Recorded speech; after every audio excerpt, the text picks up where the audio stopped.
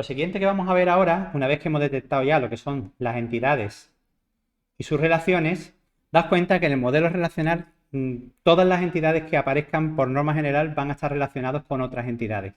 Es muy raro ver en un modelo relacional una entidad aislada. Bien, lo que vamos a ver ahora es el tema de las claves, ¿vale? Bien, vamos a identificar las posibles claves. Las claves que sepamos que son el conjunto de atributos que nosotros vamos a elegir que identifique de manera única cada ocurrencia de la entidad. Hablando claramente, si tenemos la entidad proveedor, una ocurrencia de proveedor sería darle valores a cada uno de sus atributos. Pues, ¿qué campo elegiríamos nosotros que sea único en cada... Daos cuenta que cada ocurrencia debe de haber algún campo que identifique de manera única una ocurrencia de otra.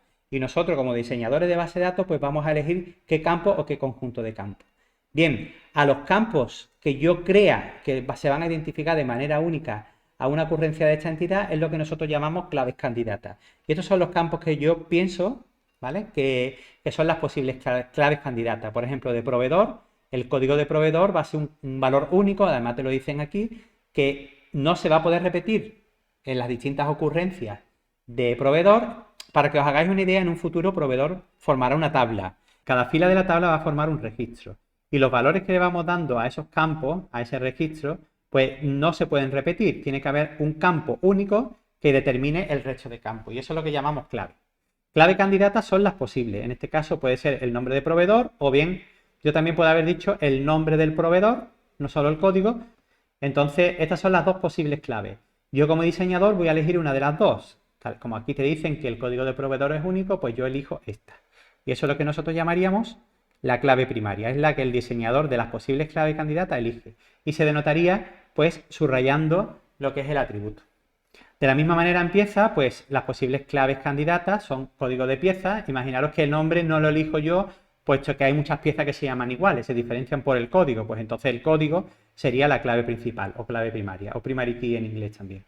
Y lo mismo de categoría, se podrían haber elegido cualquiera de las dos, siendo único, pero aquí como te indican que cada código es único, pues yo elijo esta como clave candidata y como clave principal también. Bueno, pues ya identificadas las claves principales de cada entidad, vamos a continuar viendo lo que son las cardinalidades. Bien, esta quizás es la parte más compleja de todo el modelo, de todo el diagrama, o sea, del modelo entidad-relación y del diagrama que estamos desarrollando. La idea es utilizar una notación aquí para saber qué relación va a tener cada una de las ocurrencias de las entidades con las otras que están relacionadas con las otras entidades, ¿vale? Y eso nos lo va a dar el universo del discurso. Todo lo que nosotros no venga aquí especificado en el universo del discurso, pues yo voy a de alguna manera justificarlo. Daos cuenta que normalmente la persona que te indica qué es lo que quieres modelar, qué es lo que quieres qué base de datos quieres generar, pues cuando tú tengas una duda y no esté claro, se la preguntaría directamente a él. Pero en este caso, como lo que tenemos es un escrito, pues no podemos preguntarle directamente a la persona que le queremos hacer la base de datos. Por lo tanto, voy a suponer, utilizando la lógica, pues determinadas cosas, ¿vale? Para poderlo implementar.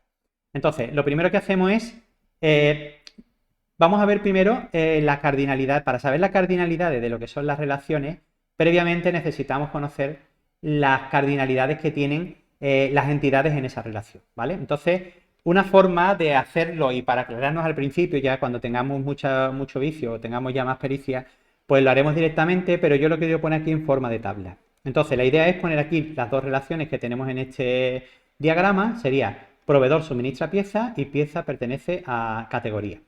Entonces, nosotros preguntaríamos, dado un proveedor, la pregunta es, fijando un proveedor de aquí, ¿cuántas piezas va a poder suministrar? Eso nos va a dar la cardinalidad de proveedor. Es decir, dado un proveedor, como mínimo, cuántas piezas va a suministrar y como máximo, cuántas piezas va a suministrar. Y aquí nos indicaría esa cardinalidad, ¿vale? Si nosotros leemos aquí, en el universo del discurso, nos dicen, nos interesa llevar un control de las piezas que nos suministra cada proveedor, ¿vale? Un control. Nos dice, una misma pieza puede ser suministrada por diferentes proveedores, por lo tanto, en este caso sería la otra pregunta. Una pieza de aquí va a poder ser suministrada por muchos proveedores, esa es la cardinalidad máxima. Y como mínimo, ¿por cuántos proveedores? Pues si os fijáis aquí, la información no nos da mucha más información. No sabemos cuál es la cardinalidad mínima. Es decir, dado una pieza, ¿hay piezas que no son suministradas por proveedores o como mínimo va a ser suministrada por uno? Esa es la cuestión. ¿Vale? Entonces, la cardinalidad máxima de piezas sí la sabemos, pero la cardinalidad mínima no. Si nosotros suponemos que toda pieza pertenece a un proveedor, pues la cardinalidad mínima va a ser 1. Si suponemos que hay piezas que no son suministradas por proveedores, pues la cardinalidad mínima será 0. En este caso igual, aquí nos dice, un proveedor puede suministrar varias piezas, porque aquí nos lo indica, ¿no? Un control de las piezas, ya nos habla en plural, es decir, que un proveedor te va a poder suministrar varias piezas, pero como mínimo, ¿cuántas te va a suministrar? Es decir, todo proveedor que tengamos nosotros metido en la base de datos, ¿va a suministrar siempre como mínimo una pieza? Pues eso no nos lo explican en el universo del discurso. Nosotros suponemos que sí, que todo proveedor que metemos en la base de datos es porque nos va a dar al menos una pieza. Entonces, como no está aquí especificado, pues nosotros lo indicaríamos a modo de justificación y pondríamos la cardinalidad mínima 1. Que nosotros pensamos que hay proveedores que están en la base de datos que no suministran todavía ninguna pieza, pues entonces pondríamos un 0, ¿vale? Eso ya es, como no viene aquí claro, a cuestión del diseñador. Entonces yo voy a poner, en mi justificación, he supuesto que todo proveedor como mínimo va a suministrar una pieza y que toda pieza es suministrada por al menos un proveedor, ¿vale? Sabéis que las cardinalidades son 0,1, 1,1, 0n o nm, no hay más posibilidades, ¿vale? Entonces, el problema que tenemos aquí es la hora de representarlo. Para poder representar, fijaros que lo he puesto aquí de color para que quede un poco más claro. La cardinalidad de proveedor nosotros la ponemos en el extremo opuesto de la relación, aquí.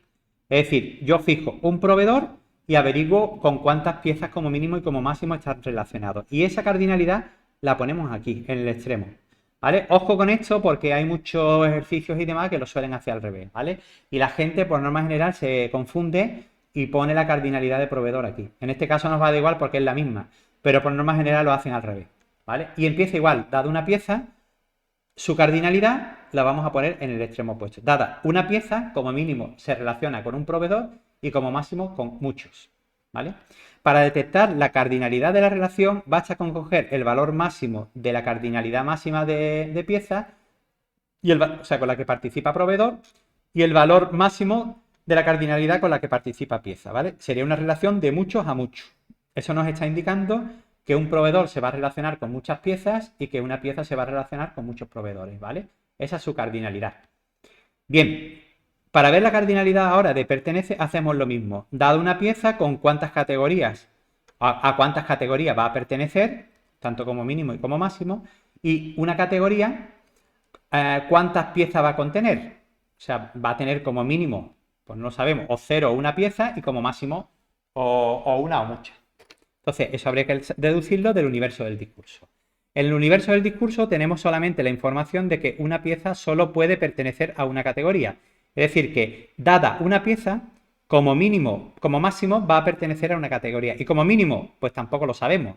Es de suponer que toda pieza a la fuerza va a pertenecer a una categoría, pero eso, como no nos lo deja claro el universo del discurso, lo tenemos que suponer. Y también voy a suponer que una categoría pues va a contener muchas piezas, no solamente va a haber una categoría por pieza, sino que cada categoría va a tener pues una o más piezas, ¿vale? Eso es mi justificación, puesto que en ningún momento en el universo del discurso nos lo dice, ¿vale? Es decir, que estas cardinalidades, al no estar aquí claras, pues yo voy a poner en mi justificación lo que he supuesto, ¿vale? Entendiendo y usando la lógica. Entonces, sería en este caso 1,1 y 1n, por lo tanto, la cardinalidad de la entidad pieza la pondría en el extremo opuesto. Una pieza se relaciona como mínimo con una categoría y como máximo con una. Y dada una categoría, se relaciona como mínimo con una pieza y como máximo con muchas. ¿Vale? Por lo tanto, tendríamos la cardinalidad de perteneces es una relación de 1 a muchos, cogiendo la máxima cardinalidad de uno y la máxima cardinalidad de la otra entidad. ¿Vale? Teniendo en cuenta, da igual poner n1 que 1n, ¿vale? Por norma general, las relaciones de 1 a muchos se ponen 1n, pero tampoco está mal poner n1.